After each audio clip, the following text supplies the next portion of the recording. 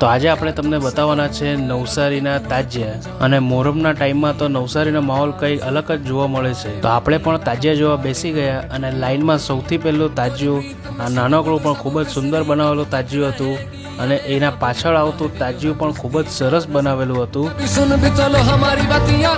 અને ત્યારબાદ અમે તમને બતાવી રહ્યા છીએ નવસારીનું સૌથી જૂનું અને સૌથી ફેમસ પરીવાળું તાજિયું, જે પણ ખૂબ જ સુંદર બનાવેલું હતું। અને આ તાજિયાની સાથે તો મ્યુઝિક સિસ્ટમ મૂક્યું હતું, જેના પર ખૂબ જ સરસ નાચનો અવાજ આવી રહ્યો હતો।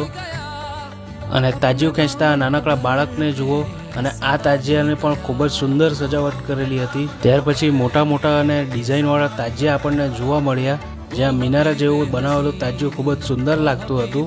અને ત્યારબાદ આપણને જોવા મળ્યું આ તાજિયું, જે પણ ખૂબ જ સુંદર બનાવેલું હતું। અને નાના બાળકો સાથેનું આ તાજિયું જુઓ, બેશક આ માસૂમોની મહેનત રંગ લાવી હતી ભાઈ, ખૂબ જ સુંદર તાજિયું બન્યું હતું। ત્યારબાદ ફરીથી આપણને આ મોટું અને ખૂબ જ સુંદર કલરનું તાજિયું જોવા મળ્યું હતું, જે ખૂબ જ જબરજસ્ત લાગી રહ્યું હતું। અને ચોક્કસથી કહી શકાય કે આ વખતના મોહરમમાં ભારે ભીડ જોવા મળી રહી હતી।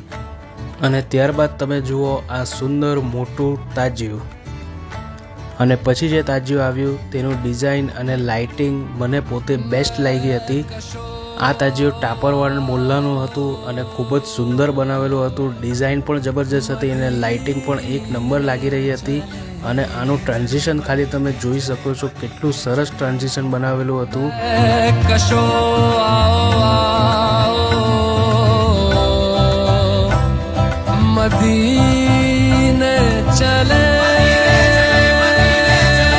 પછી આપણને હજુ એક સરસ મજાનું તાજિયું જોવા મળ્યું હતું, જે પણ ખૂબ જ સુંદર બનાવેલું હતું। અને પછી આપણે એવું કહી શકીએ કે આપણને જોવા મળ્યું નવસારીનું સૌથી મોટું અને કોમ્પ્લિકેટેડ ડિઝાઇનવાળું તાજિયું। આનું ડિઝાઇન જબરજસ્ત હતું, આના પર કામ ખૂબ જ મહેનતથી કરવામાં આવ્યું હતું, અને આ લગભગ નવસારીનું સૌથી મોટું તાજિયું કહી શકાય।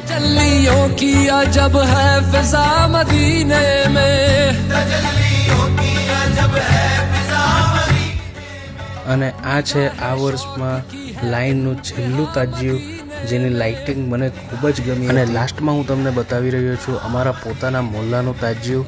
આ ખાટકીવાડનું તાજિયું હતું, અને આના પર ખૂબ જ મહેનત કરેલી હતી, અને મોલ્લાના છોકરાઓએ જે લાઇટિંગ કરેલી હતી તે પણ ખૂબ જ જબરજસ્ત છે ભાઈ।